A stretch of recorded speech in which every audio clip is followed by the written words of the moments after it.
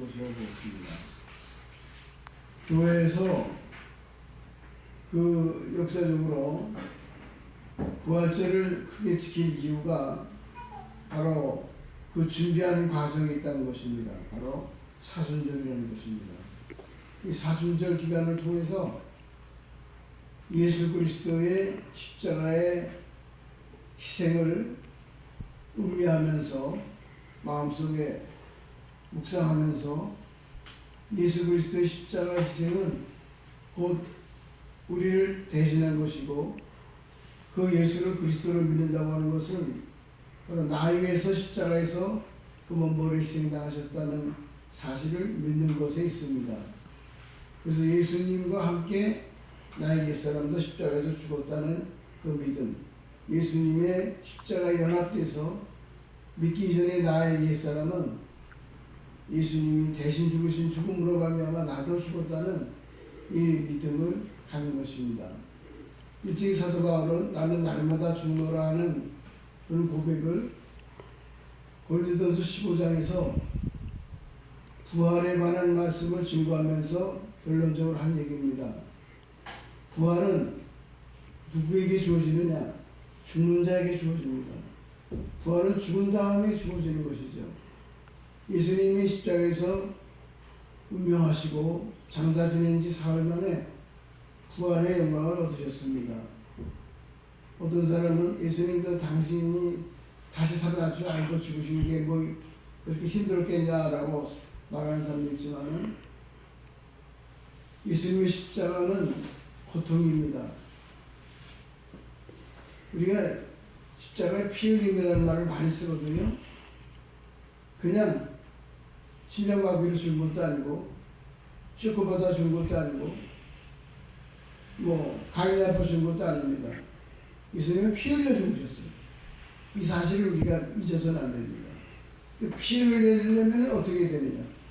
강한 위상을 당해야 됩니다. 예수님의 피 흘리심은 그의 빌라도 앞에서의 그 심판 이후에 계속됩니다. 머리에 가시관이 쓰여집니다. 그 가시관이라는 가시는 가시의 크기가 우리 손가락만큼 굵고 깁니다. 뾰족하고요.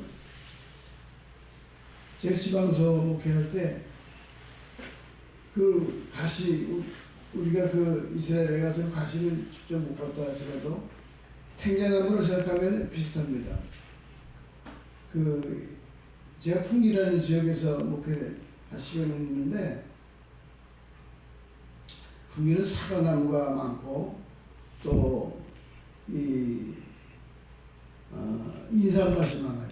그래서 사람들이 인삼을 캐갈 수도 있고 사과를 따갈 수도 있고 하니까 울타리를 탱자나무로 쭉 두릅니다.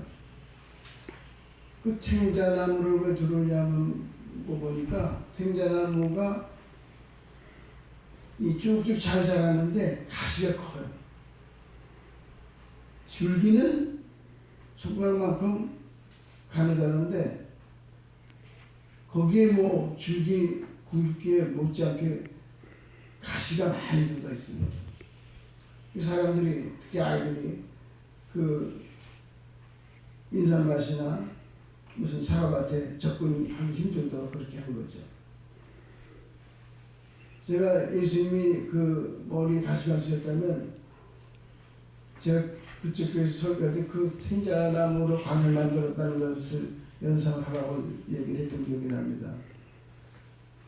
그걸 빙빙 이렇게 둥그렇게 만들어가지고 머리에 씌울 때 어떤 현상이 일어날까요? 가시가 삐죽삐죽 많이 나와 있기 때문에 그걸로 머리에 확 씌웁니다. 그 여러 겹으로 둘러서 만들었으니까 그러면 이제 그 가시가 머리에 박힙니다. 이마에 박히고 뒤통수에 박히고 또 귓불에 박히고 그렇게 되면 얼굴에 피가 낭자해집니다. 자, 그리고 로마 형제들이 가시관 씌워놓고 조롱을 하죠. 유대인이 왕이야 그러고 그리고 이제 끌고 예수님을 빌라도 법정에 나가서 거기서 이제 밖에 그 뜰이 있는데 거기서 채찍질을 합니다. 그 채찍질을 하는데 그냥 무슨 호차리를 때리는 그런 수준이 아니에요. 쇠가죽으로 만든 채찍인데 아주 굵고 기다랍니다. 그래서 때리는 사람은 저만큼 서서 이 죄수를 향해 내칠 때 그게 하도 기니까 내려치면은 그 채찍이 맞는 죄수한테 휘감기게 됩니다. 그런데 휘감길 때 그 채찍이 쇠가죽으로 만들었는데 쇠가죽에 그 소가죽의 끝에 쇠갈고리가 달려 있어요. 그래가지고 그걸 휙 내리쳐서 앞에서 내리치면 앞에서 강에서 뒤 등허리 쪽에 박힙니다. 확 박혀버려요. 그것도 잡아당깁니다. 박힌 거를 잡아당기니까 터져서 피가 터져 나옵니다. 앞에서 때리고 뒤에서 때리고 등허리 때리고 배 가지고 때리고 등 가지고 때리고 온몸을 때립니다. 다리까지 올라 팔에서부터 등허리, 팔, 다리까지 정어리까지 채찍이 안 가는 데가 없습니다. 그래서 온 몸에 천혈이 낭자해 찢어지고 피부는 찢어지고 천혈이 낭자하게 됩니다. 이미 저죽음이 될 수밖에 없어요. 예수님 피 흘리시면 가시멜바서부터 채찍질 거기서 끝나는 것이 아닙니다. 그런 상태에 다 지친 사람을 무거운 나무 십자가로 지게 하고 골고다 언덕을 오르게 합니다. 그 언덕에 올라가서 거기서 십자가에 처형을 하는 것이니까요. 그럼 골고다 언덕에 올라가서는 나무에다 매단다. 밧줄에 매다는 게 아닙니다. 두 손과 두 발에 대못을 박습니다. 십자가 형틀을 세우려고 박는 게 아니고 십자가 형틀을 땅바닥에 놓고 그 위에 사람을 눕혀놓고 못을 박아대는 거예요.